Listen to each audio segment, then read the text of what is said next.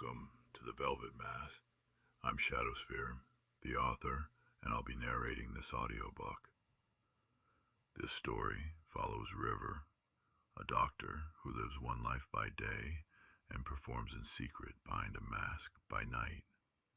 It's a story about identity, grief, love, and the lies we tell ourselves to survive.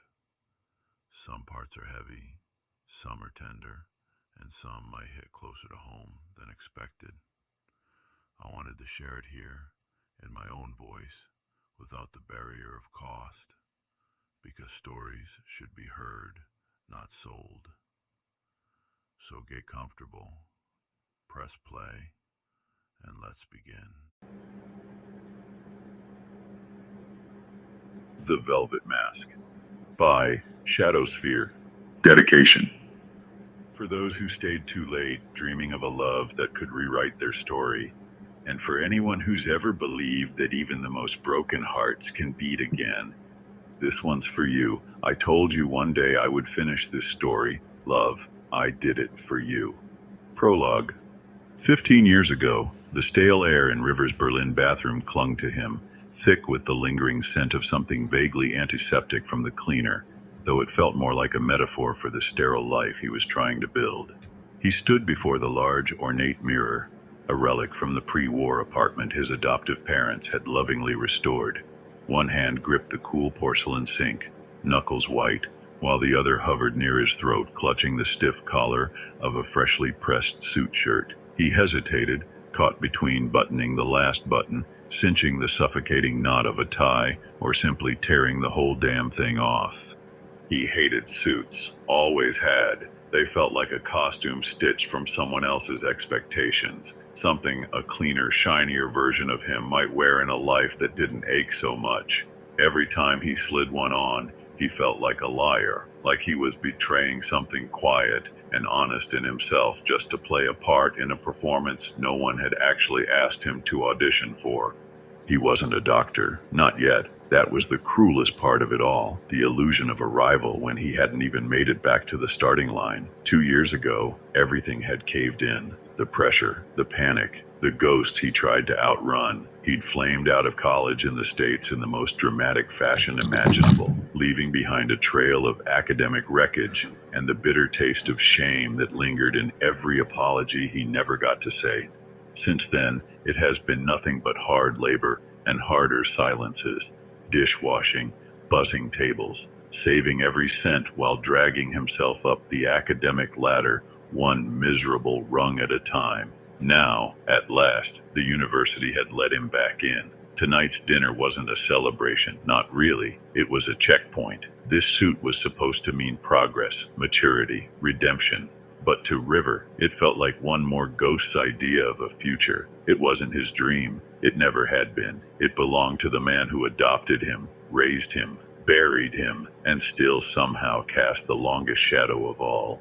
But tonight wasn't supposed to be about him. Not really. It was about the performance, the attempt, the illusion. It was about showing Tomasz and Stephanie that he was okay, that he could show up, wear the uniform, sit at the table, and pretend he had any of it figured out.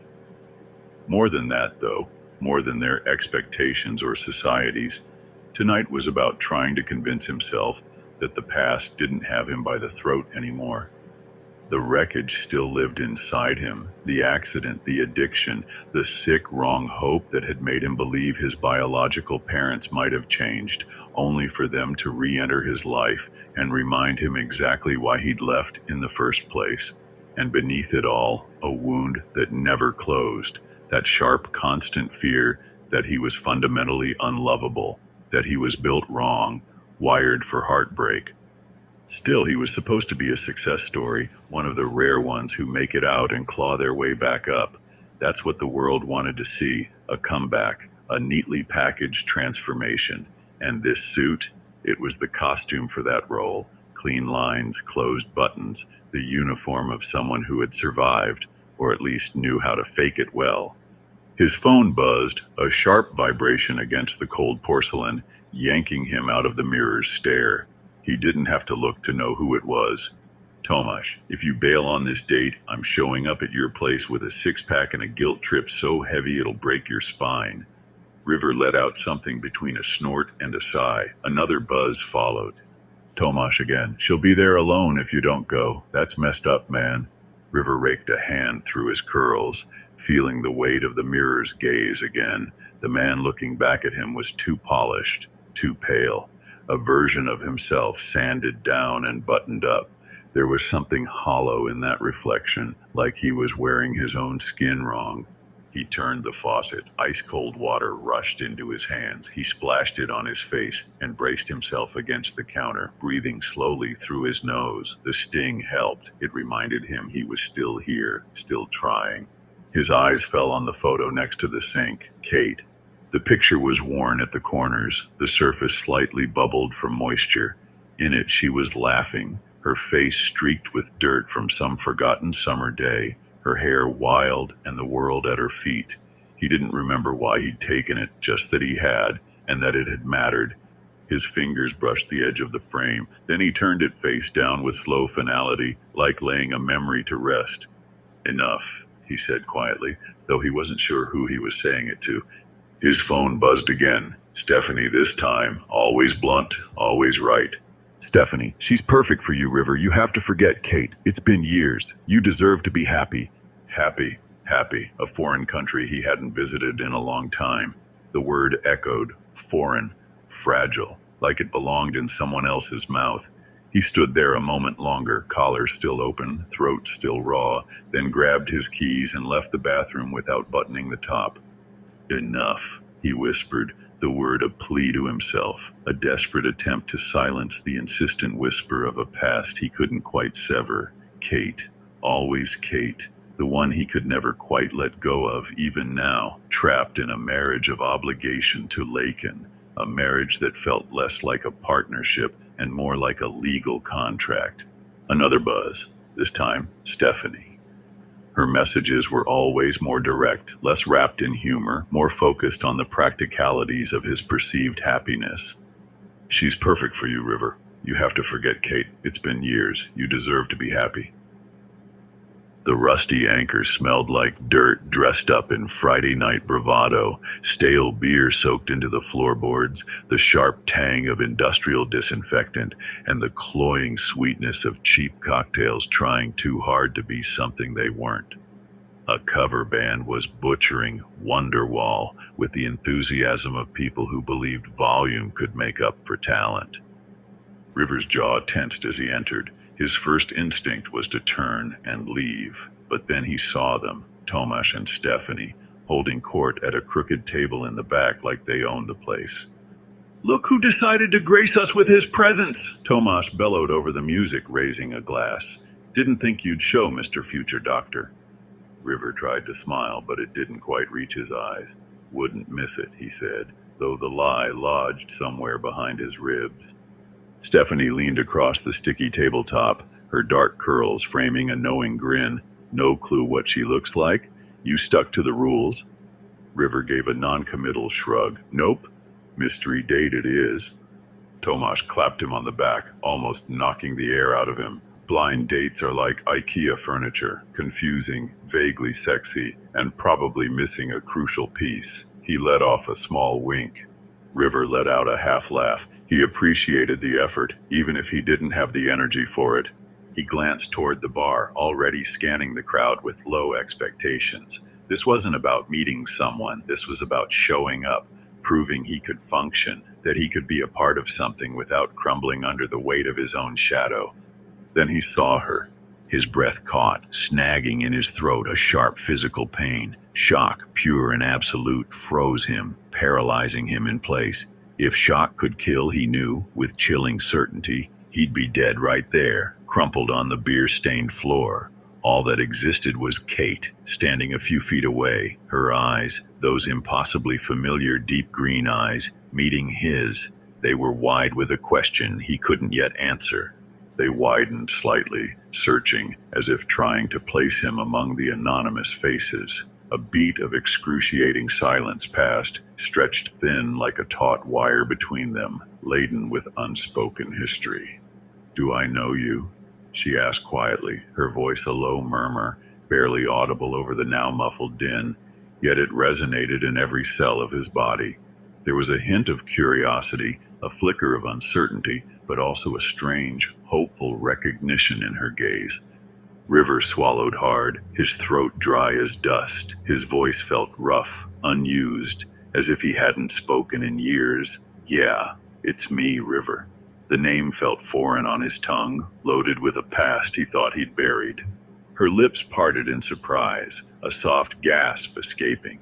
Recognition dawned fully in her eyes, chasing away the confusion, replaced by a widening wonder, and then a heartbreaking tenderness. A smile, slow and hesitant at first, blossomed on her face. It was like the sun breaking through years of cloud cover, warming something cold inside him. River, my God, you look different. Her voice was a whisper, laced with disbelief, a little breathless, as if the sight of him had stolen her air. Before River could respond, Tomasz appeared behind him, 2 drinks in hand and an awkward smile on his face. He paused mid-step as he took in the scene, eyes darting between Kate and River. Wait a second. Kate? Stephanie, already savoring the unfolding drama, clapped her hands once. Oh my God, Tomasz, you didn't tell me it was his Kate. Tomasz stared at her, then at Kate, then at River, the pieces clicking into place far too late. You just said Kath in the text, Tomasz said defensively. I didn't connect that with Kate. You always called her Kath when you talked about her. From the nearby table, Paula let out a delighted snort. Well, it's Kate. Before either of them could utter another word, Stephanie, with her uncanny timing and an unyielding faith in her own matchmaking skills, slid in between them, a wide, triumphant grin plastered across her face. She was utterly oblivious to the earthquake that had just occurred in River's world. So, you two know each other? Well, that makes this awkwardly perfect, wouldn't you say? Her gaze darted between them, clearly pleased with her accidental genius. Kate let out a soft, surprised laugh, still looking at River, a hint of playful mischief in her eyes. Kate raised her brows. You've been talking about me behind my back? Stephanie grinned. Only in the context of trying to fix both of your tragic love lives. Tomasz swore you'd hit it off with someone creative and grounded. Tomasz looked genuinely stunned. I didn't know it was her, Steph. Paula just said we were setting River up with someone named Kath. I thought it was one of your art school friends. Not. He trailed off, looking at Kate again, his voice softening. Not that Kate. River gave a dry chuckle, something weary but oddly warm behind it. Kate's smile faltered just a bit, the gravity of the moment brushing the edges of her expression. Well, blind date just got personal. Stephanie glanced between them, practically glowing. So, should we cancel the rest of the night and let fate do its thing? River looked at Kate. For a moment neither of them spoke. The noise of the bar dulled behind the sudden pulse of recognition. It had been years, different countries, different selves, and yet here they were, in Berlin again, unscripted. Stephanie nudged Tomasz with her elbow. This might be the only time in our lives we accidentally win at matchmaking. Tomasz stepped back, hands up. I'm just going to go over there and pretend I didn't accidentally ignite a Greek tragedy with a group text. Kate rolled her eyes, but the smile remained, directed solely at River. Well, we were bound to run into each other eventually. Berlin's not that big, is it? The comment felt loaded, a quiet acknowledgement of the intricate, unspoken history that stretched between them, reaching back to childhood adventures and teenage goodbyes. River knew her parents well, perhaps even better than Kate did, which sometimes caused a quiet friction between them. He often wondered if that was one of the reasons Kate herself sometimes felt a distance from her own good-hearted but perhaps ill-suited parents. Kate's eyes continued to search River's face, not just for recognition, but as if trying to reconcile the composed, suited man in front of her with the messy-haired, impulsive boy she once knew. It had been 15 long years since Berlin, since the last time they'd truly said goodbye, him leaving for college in America, a fresh start he desperately needed after the wreck and the dark period that followed, her staying behind in the city that had always felt like home. He hadn't been to Berlin since. He wasn't entirely sure how he'd ended up back in here again, not truly. Technically, it was Tomasz who had insisted on this post-graduation trip for everyone else, a last hurrah before they scattered into their adult lives. Stephanie had connections here, a network of friends from her own study abroad days. Somehow, it had all made sense in that chaotic, unexamined way that plans did in your early 20s when you followed momentum more than intention. For River, it was just another desperate attempt to outrun the ghosts that clung to him, a hope that perhaps a new continent, a new phase of life would finally make him feel worthy, less like the damaged boy his biological parents had made him. "It's really you," she whispered again, her voice a little breathy, a tremor of emotion underlying the simple words, as if she still couldn't quite believe it. River found his voice, a little rusty, but it came. He smiled, and the old ache in his chest, the one that had been constant for years, stirred, shifting into something akin to bittersweet wonder, a fragile spark of hope he hadn't known he still possessed. "I can't believe it either." Stephanie, sensing a moment, nudged River with her elbow, her grin widening. "Well, don't mess it up." She winked, then turned to pull Tomasz closer, already whispering excitedly about the unexpected turn of events. They managed to find a quieter corner of the bar, though quieter was relative. The awful cover band still butchered songs with relentless enthusiasm, and the beer still tasted faintly of regret, a bitter aftertaste to the unexpected twist of the evening. River took a slow sip, grimacing, the liquid barely masking the dryness in his throat. "I swear this band is trying to kill me," River said, raising his glass in a mock salute to the stage, his voice tinged with dry amusement. Kate smirked, mirroring his action, her eyes dancing with shared disdain. "And this beer tastes like pain, watered down with a splash of pine cleaner, a truly vintage Berlin experience." Her words were light, yet a knowing glance passed between them, acknowledging the bitterness of their shared experience, the years they'd spent apart, the quiet understanding of a past that lingered. Stephanie, ever the orchestrator of their social lives, glanced at her girlfriend Paula, who was already engrossed in a conversation with someone across the room. A silent conversation, swift and understanding, passed between them, a non-verbal cue that River, despite his attempts to learn about human nature for his medical studies, couldn't quite decipher. Then Stephanie leaned in, her voice hushed but determined. "Why don't we bail on this noise? Kate's got a better bottle at her place. We can actually talk without shouting." Kate pulled out her chunky flip phone, a charmingly outdated relic, even then, and tapped rapidly with practiced thumbs. She glanced up with a wry smile. "Party's already started." She sent out the message as soon as they started the same song twice, she said, shooting a look at River. "Paula invited half the city again. She knows how much I love quiet, intimate gatherings." The sarcasm was rich, laced with a private rhythm they'd once shared, a reference to childhood birthdays of two guests that turned into 10, then 30, always with Kate sulking in a corner until River made her laugh.